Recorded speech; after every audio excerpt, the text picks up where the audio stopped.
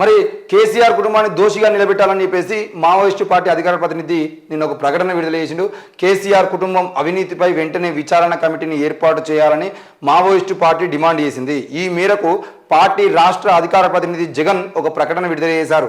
శ్వేతపత్రాలు వాస్తవాలను వెల్లడించవన్నారు. శ్వేతపత్రాలు అనేవి వాస్తవాలను వెల్లడించవు. మీరు శ్వేతపత్రాల పేరుతో డ్రామాలు చేసుడు బంద్ చేసి నిజంగానే కేసీఆర్ కుటుంబం ఏమైనా తప్పితే కేసీఆర్ కుటుంబాన్ని దోషిగా నిలబెట్టాల్సిన బాధ్యత కాంగ్రెస్ పార్టీ మీద ఉంది. ఇకపోతే 10 ఏళ్లలో రాష్ట్రాన్ని భ్రష్టు పట్టించిన కేసీఆర్ కుటుంబాన్ని ప్రజల ముందు దోషులుగా నిలబెట్టి శిక్షించాలని లేఖలో పేర్కొన్నారు. అలాగే ఎన్కౌంటర్లు లేని తెలంగాణ సమాజం కావాలన్నారు. ఇది గుర్తుపెట్టుకోవాల్సిన అవసరం ఉంది. ఎన్కౌంటర్లు లేని తెలంగాణ సమాజం కావాలని చెప్పేసి వాళ్ళు కోరుతా ఉన్నారు. ఎవరు? మావోయిస్టు పార్టీ వాళ్ళు. మావోయిస్టు దాని అనుబంధ ప్రజా సంఘాలపై ఉన్న నిషేధాన్ని ఎత్తివేయాలని డిమాండ్ చేశారు.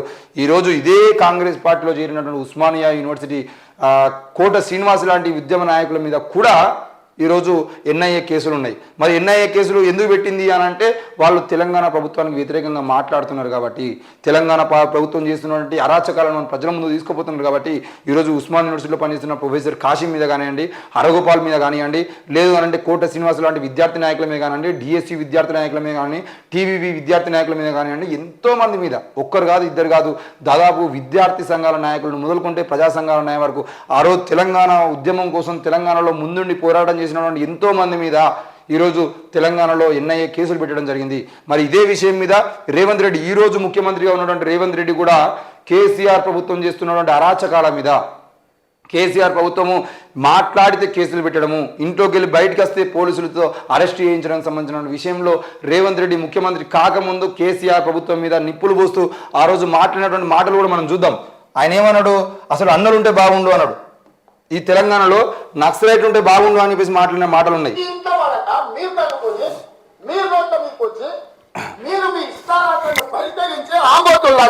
రోడ్ల మీద తిరుగుతున్నారు. మేము నిరసన తెలుపుకుంటా అంటే మమ్మల్ని అరెస్ట్ చేస్తారా? ఇవాళ నువ్వు నీ దళితుడా, నువ్వు పెట్టిన 5 కేసులు కోర్టులు ఉన్నాయి. నేను కోర్టుకు వెళ్ళడానికి పోతే పోలీసులు వచ్చి అరెస్ట్ చేసి తీసుకొచ్చి ఇక్కడ కూర్చోబెట్టారు. ఏం పరిస్థితులు వచ్చినవా? ఏం తెచ్చుకునే తెలంగాణలా అసలు ఏంది ఇది? నిజంగానే ఈరోజు మళ్ళొక్కసారి చెప్తున్నా, ఈ పరిస్థితులు చూసి ఒకప్పుడు నక్సలిజం ఉన్నప్పుడు ఈ నక్సలిజం అభివృద్ధికి ఆటంకమని భావించినాం. కానీ ఇట్లా నా కొడుకులకు భయపెట్టడానికి నక్సలైట్లున్నా బాగుండాలనే పరిస్థితి తెలంగాణ యువకులు ఆలోచన చేసే పరిస్థితి వచ్చింది. ఇంత దుర్మార్గం ఉంటుందా? ప్రజల కోసం, హక్కుల కోసం, విద్యార్థుల నిరుద్యోగుల పక్కన నిలబడడానికి, వాళ్ళకు ఒక భరోసా ఇవ్వడానికి నిరసన కార్యక్రమాలు తీసుకుంటే నీ అయ్యే జాగీర్ ఏమన్నా పోయిందా? లేకపోతే నీ అయ్యే జాగీర్ మేమేమన్నా అడిగినామా? ప్రజాస్వామ్యంలో నిరసన అనేది కూడా ఒక హక్కు. ఈ ఇంత వాడక మీరు తగ్గుకొని మీ రోడ్ల మీదకి వచ్చి మీరు మీ ఇష్టారాజ్యాన్ని పరిశీలించి ఆంబోతుల్లాగా రోడ్ల మీద తిరుగుతున్నారు. మేము నిరసన తెలుపుకుంటా అంటే మమ్మల్ని అరెస్ట్ చేస్తారా? ఇవాళ నువ్వు నీ దళితుడా, నువ్వు పెట్టిన 5 కేసులు కోర్టులు ఉన్నాయి. నేను కోర్టుకు వెళ్ళడానికి పోతే పోలీసులు వచ్చి అరెస్ట్ చేసి తీసుకొచ్చి ఇక్కడ కూర్చోబెట్టారు. ఏం పరిస్థితులు వచ్చినవా? ఏం తెచ్చుకునే తెలంగాణలా అసలు ఏంది ఇది? నిజంగానే ఈరోజు మళ్ళొక్కసారి చెప్తున్నా, ఈ పరిస్థితులు చూసి ఒకప్పుడు నక్సలిజం ఉన్నప్పుడు ఈ నక్సలిజం అభివృద్ధికి ఆటంకమని భావించినాం. కానీ ఇట్లా నా కొడుకులకు భయపెట్టడానికి నక్సలైట్లున్నా బాగుండాలనే పరిస్థితి తెలంగాణ యువకులు ఆలోచన చేసే పరిస్థితి వచ్చింది. ఇంత దుర్మార్గం ఉంటుందా? ప్రజల కోసం, హక్కుల కోసం, విద్యార్థుల నిరుద్యోగుల పక్కన నిలబడడానికి, వాళ్ళకు ఒక భరోసా ఇవ్వడానికి. మొత్తానికి అయితే రేవంత్ రెడ్డి ఏం మాట్లాడినా మీరు చూసిరు కదా. రేవంత్ రెడ్డి మాట్లాడిన మాటలు ఆనాడు కేసీఆర్ ప్రభుత్వం చేస్తున్నటువంటి అరాచకాలకు సంబంధించిన విషయంలో కేసులు పెట్టడము ఇవన్నీ చూస్తూ ఉంటే, ఒకప్పుడు నక్సలైట్లు అనే వాళ్ళు ఉండేది ఉంటే నక్సలైట్లు అంటే ప్రజల్ని తప్పుదో పట్టించడం కోసం వాళ్ళు ప్రయత్నం చేస్తున్నారని చెప్పేసి మేము అనుకున్నాము. కానీ ఇట్లాంటి సమయంలో ఇట్లాంటి అరాచకాలు చేస్తున్నటువంటి కేసీఆర్ ప్రభుత్వం చూసిన తర్వాత నక్సలైట్ ఉంటే బాగుండు అని నాకు అనిపించింది. ఈరోజు ఎంతోమంది యువకులు నక్సలైట్ బాట పట్టడానికి ప్రధాన కారణం కూడా ఇట్లాంటి అరాచకత్వమే అని చెప్పేసి మాట్లాడడం జరిగింది. ఈరోజు అదే నక్సల్ పార్టీ, అదే మావోయిస్టు పార్టీ ఏమంటుంది అని అంటే కేసీఆర్ కుటుంబాన్ని దోషిగా నిలబెట్టాలని చెప్పేసి డిమాండ్ చేస్తూ ఉంది. ఎస్, రేవంత్ రెడ్డి చెప్పిన మాటల ప్రకారమే ఈరోజు తెలంగాణలో ఎంతో మంది మీద అక్రమ కేసులు నమోదైనాయి. కేసీఆర్ ప్రభుత్వంలో మాట్లాడితే ఆఖరికి నేరెళ్ల సంఘటనలో బాధితులు మాట్లాడితే కూడా వాళ్ళ మీద అక్రమ కేసులు నమోదు చేసిర్రు. ఈరోజు ప్రభుత్వానికి వ్యతిరేకంగా మాట్లాడితే కేసులు నమోదు చేస్తున్నారు. ఈరోజు కులం పేరుతో దాడులు జరుగుతుంటే ఆ ఊర్లోకి పోయినందుకు రెంజల్ రాయేష్ లాంటి వాళ్ళ మీద కేసులు నమోదు చేశారు. ఈరోజు మతంకు సంబంధించిన విషయంలో మాట్లాడినందుకు బయట నరేష్ లాంటి వాళ్ళ మీద కేసులు నమోదు చేశారు. ఈరోజు ఏ విషయంలో తీసుకోండి ప్రభుత్వం ఏంటిది క్వారీలకు సంబంధించిన విషయంలో కరీంనగర్లో క్వారీలకు వ్యతిరేకంగా పోరాటం చేస్తున్నటువంటి ఉద్యోగ నాయకుల మీద కూడా కేసులు నమోదు చేశారు. ప్రజా సమస్యల మీద మాట్లాడితే కేసులు నమోదు చేసి వీళ్ళు ప్రజా వ్యతిరేక శక్తులని చెప్పేసి మాట్లాడారు. ఇక్కడ తెలంగాణలో ఉన్నటువంటి నాయకుల మీద కూడా కేంద్రంలో ఉన్నటువంటి ఎన్ఐఏని తీసుకొచ్చి దాడులు చేయించడానికి పరిస్థితి మనం చూసినాము. ఈరోజు గాజర్ల అశోక్ ఇదే కాంగ్రెస్ పార్టీలో చేరినటువంటి గాజర్ల అశోక్ మీద కూడా ఈరోజు పోలీసులు నిఘా పెట్టి మరి చూస్తున్నటువంటి పరిస్థితి ఎందుకుంది? నక్సల్స్ ప్రభావం అనేది ఎందుకు పెరుగుతుంది? మరి ఈరోజు తెలంగాణలో ఎన్కౌంటర్లు లేని తెలంగాణ కావాలని చెప్పేసి వాళ్ళు కోరుకోవడం తప్ప, ఎన్కౌంటర్లు లేని తెలంగాణ ప్రజా సమస్యలు పరిష్కరించేటువంటి ప్రభుత్వం ఉన్నప్పుడు ఎందుకు నక్సలైట్లుగా మారుతారు? ఈరోజు సమయానికి ఉద్యోగాలు ఇవ్వకపోతే వాళ్ళందరూ ఉద్యోగాలు లేక ఉస్మానియా యూనివర్సిటీ లాంటి యూనివర్సిటీలలో పోరాటాలు చేసినటువంటి నాయకులు నక్సలైట్లుగా మారకపోతే ఏం చేస్తారు? సమయానికి చదువుకుందామంటే చదువు దొరకదు, స్కాలర్షిప్లు రావు, సరైన విద్య ఉండదు, యూనివర్సిటీలో పోతే వస్తువులు ఉండవు, సరైన సమయానికి చదువులు చెప్పే టీచర్లు ఉండరు, చదువులు ఉండవు, ఉపాధి ఉండదు, ఉద్యోగాలు ఉండవు, ఏమీ లేనటువంటి పరిస్థితుల్లో ఇంటికి పోతే తల్లిదండ్రులు ఏమైందని ఉద్యోగం అని అడుగుతూ ఉంటే ఏం చెప్పన్నో అర్థం కాలేక ఇక ఆత్మహత్యలు చేసుకుంటున్నటువంటి వాళ్ళు కొంతమంది, నక్సలైట్గా మారుతున్నటువంటి కొంతమంది అని చెప్పేసి ఎంతో మందికి తెలిసినటువంటి విషయమే. మరి ఈ ప్రభుత్వాలు చేస్తున్నటువంటి అరాచక పాలన వల్ల ఈరోజు నక్సలైట్గా మారిన వాళ్ళు ప్రభుత్వాలకు వ్యతిరేకంగా మాట్లాడితే వాళ్ళ మీద ఎన్ఐఏ దాడులు పెట్టి మీ ఉస్మానియా యూనివర్సిటీ అంటే మీ పార్టీలో చేరినటువంటి ఉస్మానియా యూనివర్సిటీ కోట శ్రీనివాస్ మీద కూడా ఎన్ఐఏ కేసులు ఉన్నాయి కదా, ఆయనను కూడా అర్బన్ నక్సలైట్ అని చెప్పేసి అరెస్ట్ చేసి జైల్లో వేసారు కదా. ఖమ్మంలో ఉన్నటువంటి రైతులకు మద్దతుగా పోయి రైతులకు గిట్టుబాటు ధర కోసం పోరాటం చేస్తే, అలాగే ఆదివాసీ బిడ్డలకు సంబంధించినటువంటి భూముల విషయంలో కూడా ఆయన పోరాటం చేస్తే ఆయన తీసుకుపోయి జైలు వేసినటువంటి ఘనత కేసీఆర్ది. మరి అట్లాంటి ప్రభుత్వాన్ని ఈరోజు మీరు వ్యతిరేకించారు. ఆ రోజు మీరే ముఖ్యమంత్రి కాకముందు మీరే అన్నారు నక్సలైట్ ఉంటే బాగుండు అని చెప్పేసి. అట్లాంటి ఆలోచనలో ఈరోజు మళ్ళీ తెలంగాణలో మీ ప్రభుత్వంలో కూడా ప్రజలకు రాకుండా చూసుకోవాల్సిన బాధ్యత మీ మీద ఉన్నది. అది కూడా గమనించాల్సిన అవసరం ఉన్నది. సార్ బంజీబా అయితే ఇక్కడ మనం ఇంకో విషయం గుర్తుపెట్టుకోవాల్సిన అవసరం ఏంటంటే 2014 ముందు తెలంగాణ రాష్ట్రాన్ని సాధించుకున్న తర్వాత కేసీఆర్ కూడా ఒక మాట అన్నాడు, మా ప్రభుత్వం నక్సలైట్ల ఎజెండాతోనే పనిచేస్తుంది, మా ఎజెండా నక్సలైట్ల ఎజెండా అని చెప్పేసి మాట్లాడాడు. అసలు నక్సలైట్ల ఎజెండా అంటే అర్థం ఏంది అనేది ఆనాడు ఎవరికి అర్థం కాలే. మొత్తం ఉద్యోగాలు లేకుండా తెలంగాణ రాష్ట్రంలో ఉన్నటువంటి నిరుద్యోగులను, చదువుకున్న వాళ్ళని, మేధావులను అందరినీ హింస పెట్టి వాళ్ళందరినీ నక్సలైట్గా మార్చే ప్రయత్నం చేసే ఎజెండా ఆయన పెట్టుకున్నాడు అనే విషయాన్ని ఎవరు గమనించలేకపోయారు. అదే మరి నక్సలైట్ల ఎజెండాని మా ఎజెండా అని చెప్పేసి మాట్లాడినటువంటి కేసీఆర్ ప్రభుత్వం మీద మనం చూసినాం.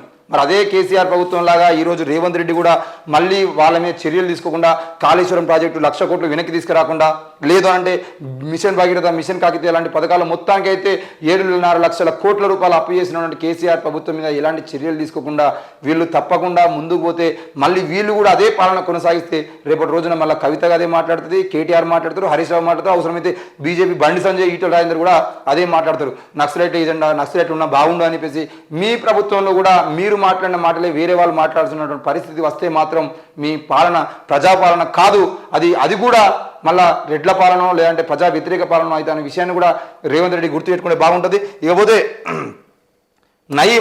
నయీం ముఠా డబ్బు ఏమైంది అని చెప్పేసి మాట్లాడుతున్నాడు. నయీంకు సంబంధించిన విషయంలో మనం అందరం చూసినాం. నయీం చచ్చిపోయిన తర్వాత నయీం డైరీ అని చెప్పేసి మొత్తం ఉన్నటువంటి ప్రధాన మీడియా మొత్తం నయీం డైరీకి సంబంధించిన విషయంలో ఒక సినిమా చూపించినాయి. మరి ఆ నయీం డైరీ ఎక్కడికి పోయింది? అందులో ఉన్నటువంటి వాళ్ళ పేర్లు ఎందుకు బయటికి రాలేదు? అందులో ఎవరెవరి పేర్లు ఉన్నాయి, ఎంతమంది బీనామీల పేర్లు ఉన్నాయి, ఎంతమంది బీనామీల పేరు మీద ఎన్నెన్ని ఆస్తులు ఉన్నాయి, అందులో రాజకీయ నాయకులు ఎంతమంది, పోలీస్ అధికారులు ఎంతమంది, వివిధ రంగాల్లో ఉన్నటువంటి వ్యక్తులు ఎంతమంది, వాటన్నిటికి సంబంధించిన పూర్తి డాటా ఉన్నటువంటి డైరీ ఇప్పుడు ఎక్కడున్నది? దానికి సంబంధించిన అందులో నయీం మూటాకు సంబంధించిన డబ్బు ఎక్కడ పోయింది అనే విషయం మీద కూడా మీరు మాట్లాడాలి. ఎందుకంటే ఇదే నయీం అనే వ్యక్తి నక్సలైట్లకు సంబంధించిన విషయంలో ఎంతో మంది మావోయిస్టు పార్టీ నాయకుల్ని అత్యంత కిరాతకంగా నరికినటువంటి వ్యక్తి నయీం. మరి ఆ నయీంని పెట్టుకొని పోలీసు వ్యవస్థ ఎంత దారుణంగా ఇంతమందిని నరికించిందో కూడా మనకు తెలిసినటువంటి విషయమే. ఈరోజు తెలంగాణలో ఉన్నటువంటి బెల్లి లలిత లాంటి తెలంగాణ ఉద్యమకారులు లాంటి చంపించుకున్నటువంటి తెలంగాణలో అందరూ కలిసి ఆమె చచ్చిపోతే కనీసం నిరసన తెలిపితే కూడా వాళ్ళ మీద కూడా కేసులు పెట్టినటువంటి పరిస్థితులు ఆనాడు తెలంగాణ ఉంది. మరి అట్లాంటి వ్యవస్థలో ఈరోజు అదే నయీంకు సంబంధించిన డైరీ ఎటుపోయింది, ఆయన డబ్బు ఎటుపోయింది, ఆయన ముఠాకు సంబంధించిన ఆయన బినామీలకు సంబంధించిన ఆస్తులు ఏమైనా అని చెప్పేసి మరి ఈరోజు జగన్ గారు అడుగుతున్నారు. కేసీఆర్కు అన్ని ఆస్తులు ఎక్కడివి? మొదటికి వచ్చాను. కేసీఆర్కు అన్ని ఆస్తులు ఎక్కడివి? హరీష్ రావు ఏ శ్రమతో వేల కోట్ల ఆస్వామి అయ్యాడని ప్రశ్నించారు. కేటీఆర్, కవిత, సంతోష్ రావుల ఆర్థిక స్థితిగతులపై వాస్తవాలు ఏంటి? కాళేశ్వరం ద్వారా మెగా కృష్ణారెడ్డి మీదుగా కేసీఆర్ కుటుంబం పొందిన పర్సంటేజ్ వివరాలైంది. సెక్రటేరియట్, కలెక్టరేట్లు, స్మృతి చిహ్నము, అంబేద్కర్ విగ్రహము, వరంగల్ హాస్పిటల్ ద్వారా వీరికి ఎన్ని లక్షల కోట్లు వచ్చాయి? నయీం ముఠా ఎన్కౌంటర్ అనంతరం జప్తు అయిన 4-5 వేల కోట్లు ఎవరికి చేరాయని చెప్పేసి నిలదీసిండు. ఈ విషయంలో మనం గుర్తుపెట్టుకోవాలి. ఏంటిది?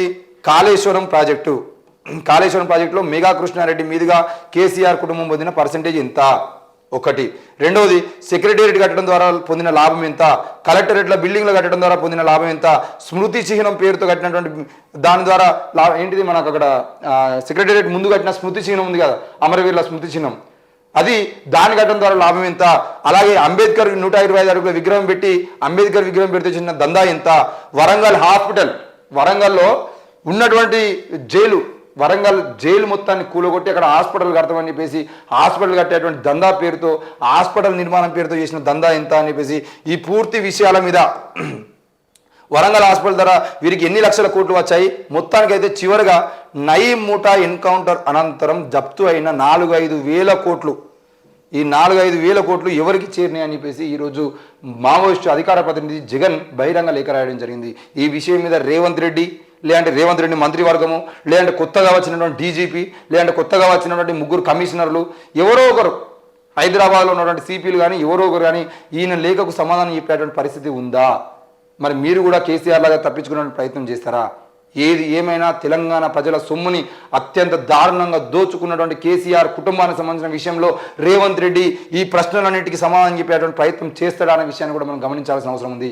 ఒకవేళ వీటన్నిటికి సంబంధించిన ఇది నయీం మాత్రమే అడుగుతలేడు, మన జగన్ మాత్రమే అడుగుతలేడు.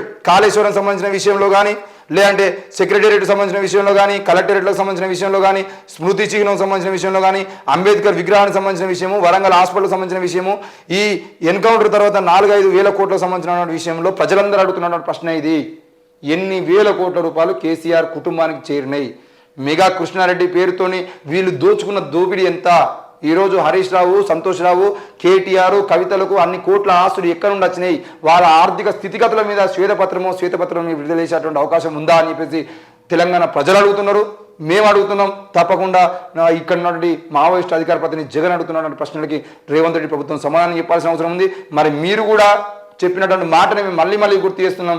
ఎక్కడ కూడా మీ ప్రభుత్వంలో నక్సలైట్ ఉంటే బాగుండు అనే కోణంలో ప్రజలు ఆలోచించే విధంగా మీ ప్రభుత్వంలో పాలన ఉండకూడదని చెప్పేసి మేము కూడా మిమ్మల్ని కోరుతా ఉన్నాం.